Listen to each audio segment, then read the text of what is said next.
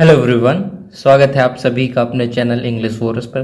तो जैसा आप सभी जानते हैं कि अगर आपको अपनी इंग्लिश अच्छी करनी है और आप एक बेसिक लेवल पे हो या इंटरमीडिएट लेवल पे हो, तो आपके लिए बेस्ट सोर्स ये होता है कि आप इंग्लिश की लिसनिंग करें ज़्यादा से ज़्यादा या इंग्लिश रीडिंग करें।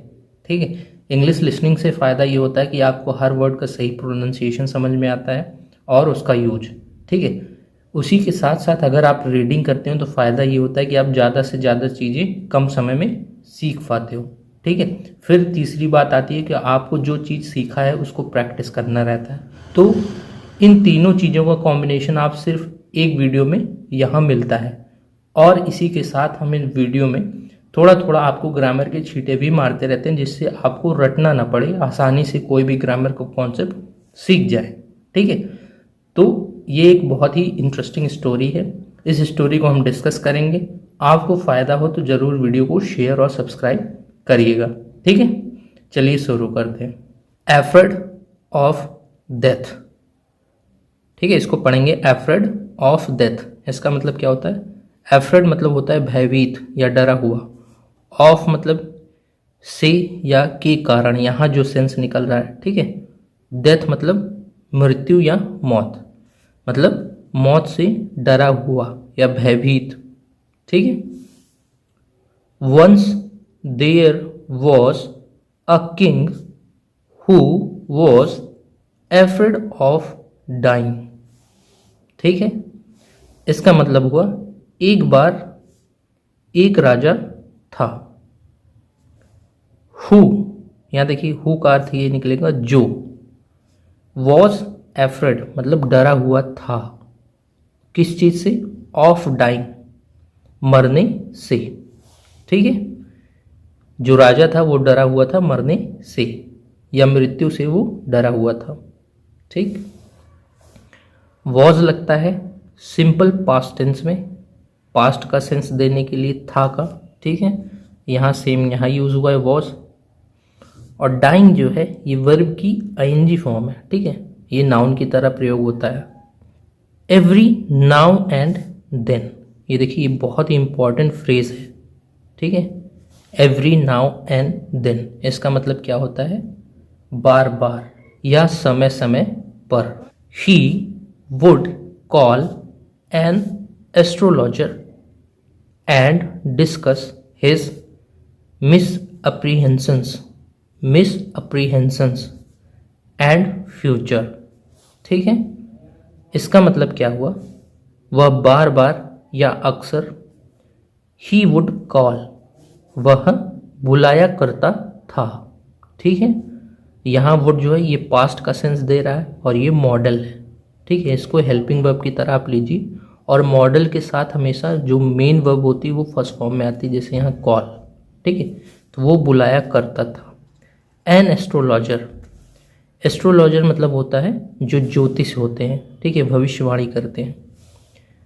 और डिस्कस चर्चा करता था, हिज अपने, मिस अप्रीहेंशंस मतलब होता है गलत फहमी या मिथ्या। ठीक है, जो डर होता है, जो रियल नहीं होता, आप बेवजह सोचते हो। एंड और फ्यूचर, भविष्य के बारे में। ठीक है, गलत फहमी या मिथ्या जो होती थी और भविष्य दोनों के बारे में वो डिस्कस करता था उस ज्योतिष से। वन डे, एक दिन, अ पंडित केम टू हिम, एक विद्वान आया उसके पास। टू हिम मतलब उसके पास, उस किंग के पास। एज यूजुअल, ये भी एक बहुत इंपॉर्टेंट फ्रेज है। इसका मतलब होता है हर बार की तरह, एज यूजुअल। ठीक है, he asked him about his future, वह पूछा उससे, ज्योतिष से, अबाउट के बारे में, अपने फ्यूचर या भविष्य, अपने भविष्य के बारे में उससे पूछा। ठीक है, the Pandit praised the lines on his palm. ठीक है, इसका मतलब क्या हुआ? जो पंडित था, विद्वान था, उसने सराहना की। प्रेज मतलब सराहना करना। ठीक है, the lines on his palm, जो उसकी हथेली पे ये रेखाएं होती है ना, आप देख सकते हो ये। ठीक है, उसको पढ़ के उसने सराहना किया। द किंग वॉज ओवरजॉयड, ठीक है, जो राजा था वह अत्यधिक प्रसन्न था।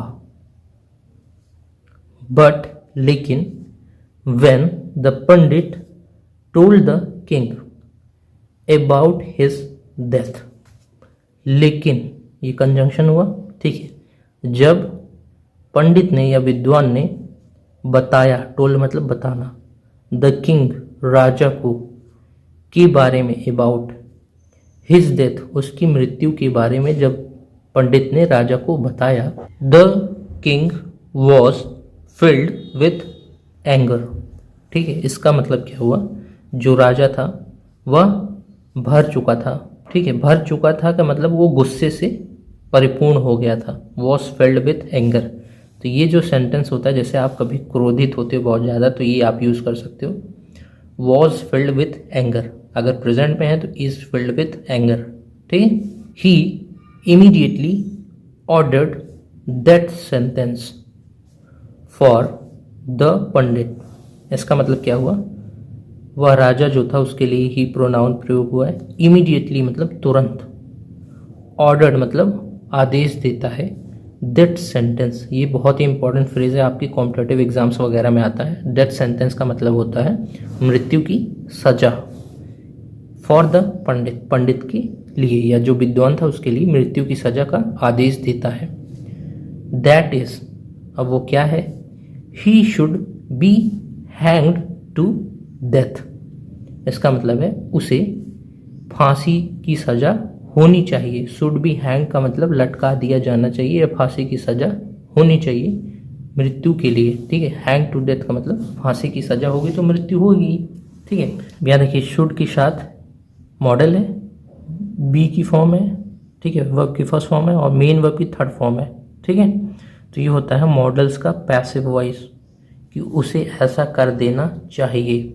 तो दोस्तों आगे बढ़ने से पहले आपसे एक रिक्वेस्ट है, कृपया चैनल को ज़्यादा से ज़्यादा शेयर और सब्सक्राइब कर दीजिएगा, अच्छी वीडियोस को थोड़ा अप्रिशिएशन मिलना चाहिए। The Pandit was shocked by the Kings decision, ठीक है, इसका मतलब क्या हुआ, जो विद्वान था वह अचंभित था, वॉज शॉक्ड मतलब अचंभित था, किस चीज़ से, जो राजा का निर्णय था उससे, बाय द किंग्स डिसीजन, ठीक है।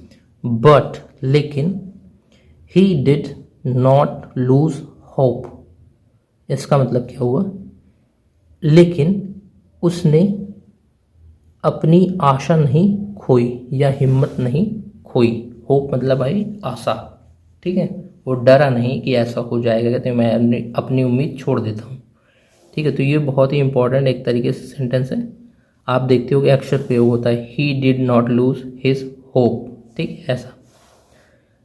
ही सेड, उसने कहा, डियर किंग, प्रिय राजा, सो फार, अब तक, सो फार का मतलब होता है अब तक, I have told you half of your future, तो वो कहता है, वो दिमाग लगाता है थोड़ा सा, वो कहता है मैंने अभी तक बताया है आपको आपका आधा भविष्य, ठीक है। हैव जहाँ लगता है उसके साथ जब मेन वर्ब की थर्ड फॉर्म आती है तो ये प्रेजेंट परफेक्ट का टेंस होता है, ठीक है। प्रेजेंट परफेक्ट वहाँ लगता है जो चीज़ें हाल फिलहाल में ख़त्म हुई होती हैं। It is important for you to note that you will die a day after my death, ठीक है। तो वो कहता है यह आवश्यक है, इट इज़ इम्पॉर्टेंट, ठीक है, फॉर यू, आपके लिए, टू नोट, ध्यान देने के लिए, की, यहाँ देखिए दैट का जो ये सेंस है ये है की, कंजंक्शन की तरह काम करता है, ठीक है। यू विल डाई, आप मरोगे या आपकी मृत्यु होगी, अ डे आफ्टर, एक दिन बाद, माई डेथ, मेरी मृत्यु की। द किंग वॉज शॉक्ड, इसका मतलब है जो राजा था वो अचंभित हो गया था, ठीक है। वेन, जब, ही हर्ड दिस, उसने सुना इस चीज को, अपनी मृत्यु के बारे में, ठीक है। He was frightened that the pandits death meant his own death, ठीक है। इसका मतलब ये हुआ वह, ये किसके लिए है, उस पंडित के लिए, ठीक है। सॉरी, ही वॉज फ्राइटेंड, वह डर गया था। ही वॉज फ्राइटेंड मतलब वह डर गया था, दैट की, ठीक है, जो राजा है वो डर गया था कि द पंडित्स डेथ, मतलब जो पंडित की अगर मृत्यु होगी, इसका मतलब है कि उसकी भी मृत्यु हो जाएगी, हिज ओन डेथ, ठीक है, क्योंकि पंडित ने बोला कि आप मेरी मृत्यु के एक दिन बाद मर जाओगे, अगर आप मुझे अभी फांसी दोगे तो आप कल मर जाओगे, ऐसा सोच के राजा डर गया, ठीक है।